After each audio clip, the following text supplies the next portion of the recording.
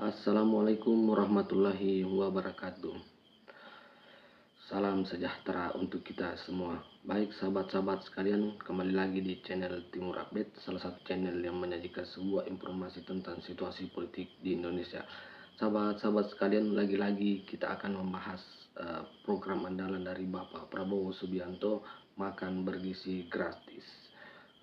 Di mana dalam sebuah pidato Bapak Presiden Prabowo Subianto meminta kepada Kodari untuk mengumpulkan video-video yang menghina program makan bergizi gratis. Nah, di tengah gencarnya Bapak Prabowo Subianto dengan percaya diri mempromosikan program MGG sebagai solusi masa depan, PDIP justru melempar pertanyaan yang membuat publik terdiam. Apakah anggaran pendidikan dikorbankan? Bahkan dalam sebuah konferensi pers yang diadakan oleh fraksi PDIP membahas soal anggaran pendidikan bukan angka kecil. Konstitusi jelas mengamanatkan minimal 20% untuk sektor ini. Ini bukan sekadar formalitas, tetapi janji negara untuk masa depan anak-anak bangsa. PDIP juga menegaskan dalam sebuah konferensi persnya yang baru-baru ini dilakukan, jangan sampai program yang diklaim pro rakyat itu, yaitu program makan bergizi gratis, justru mengerus fondasi utama pembangunan pendidikan. Sebab makanan gratis mungkin menyelesaikan persoalan hari ini, tetapi pendidikan menentukan 20-30 tahun ke depan. Baik sahabat-sahabat sekalian, untuk lebih jelasnya mari kita simak sama-sama pidato dari Bapak Presiden Prabowo Subianto, kemudian kritikan yang disampaikan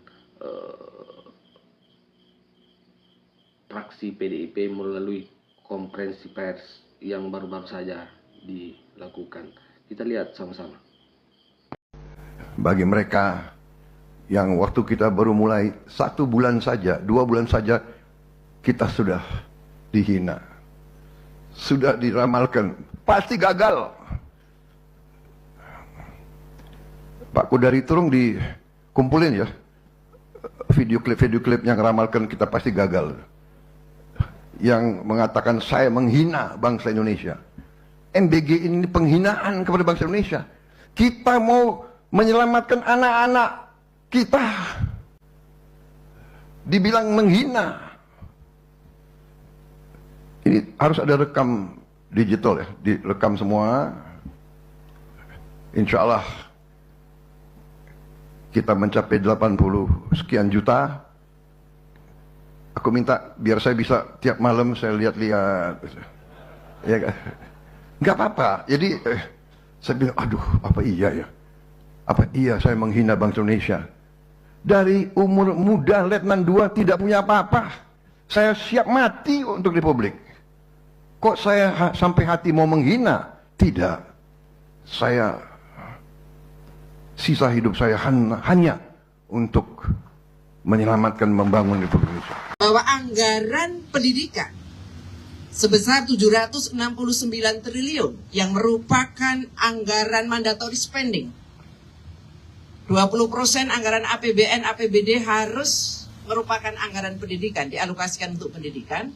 Dan di dalam lampiran presiden, di dalam lampiran APBN yang berupa peraturan presiden, itu juga secara jelas dinyatakan bahwa 769 triliun anggaran pendidikan itu diantaranya digunakan untuk MBG sebesar 223,5 triliun. Itu resmi di dalam buku lampiran APBN.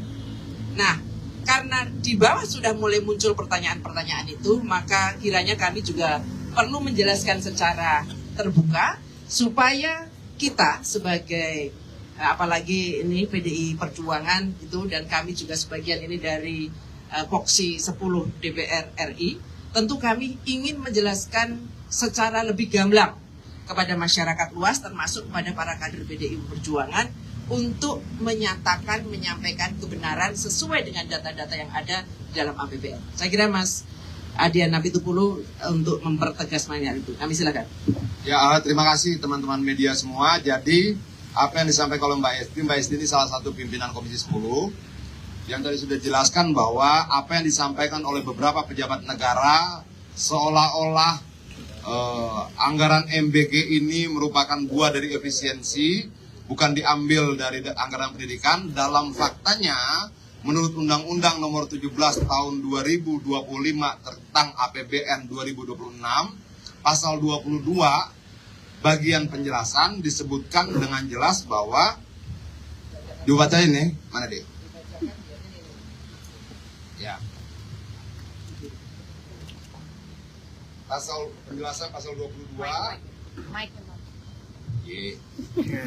Penjelasan pasal 22 Undang-Undang Nomor 17 Tahun 2025 ya, undang-undang ya. Pendanaan operasional penyelenggaraan pendidikan termasuk program makan bergizi pada lembaga yang berkaitan dengan penyelenggaraan pendidikan baik umum maupun keagamaan. Artinya kita memahami undang-undang itu antara pasal dan penjelasan adalah satu bagian. Ketika kita tidak mendapatkan pemahaman utuh di batang tubuh, kita bisa mencarinya di penjelasan. Penjelasannya demikian.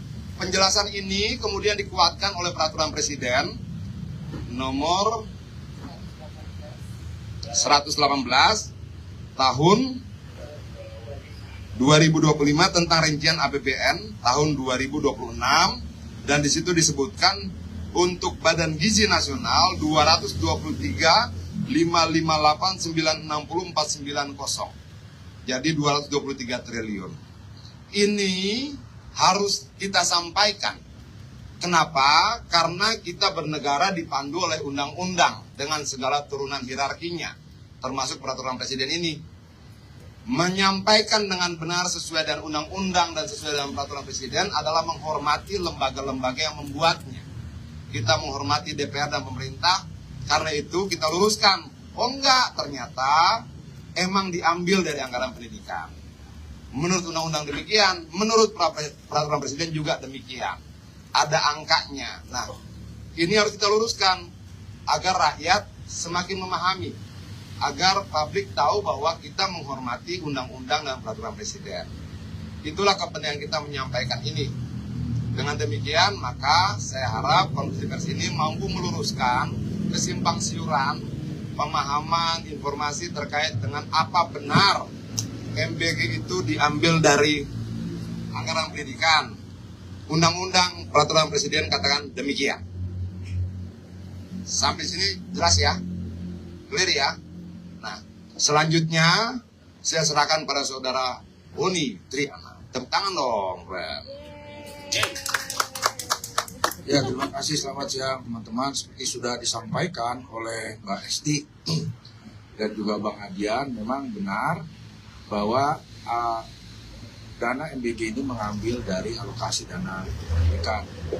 Namun pula yang harus kita cermati dan garis bawahi, pemberitaan yang juga sempat viral di beberapa media sosial mengenai rasa keadilan ya, dalam praktek pengelolaan makan bergizi gratis ini, semisal tentang pengangkatan dari pegawai SPPG yang langsung menjadi P3K, sementara kita juga mengetahui ada begitu banyak guru yang mengabdi selama berpuluh-puluh tahun tidak kunjung diangkat sebagai P3K. Ya.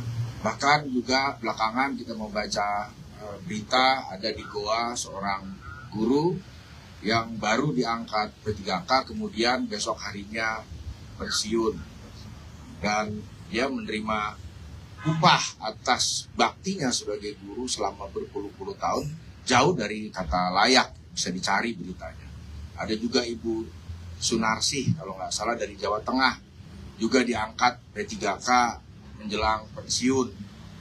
Jadi dari semua informasi yang kami terima, saya pikir ini harus pula memenuhi rasa keadilan, sehingga pendidikan kita bisa tingkatkan kualitasnya tanpa harus mengorbankan rasa keadilan bagi para guru, juga bagi para dosen yang sudah mengabdi berpuluh-puluh tahun tapi menerima imbalan, menerima gaji yang tidak sepadan. Hampir misalkan 40% lebih dosen ya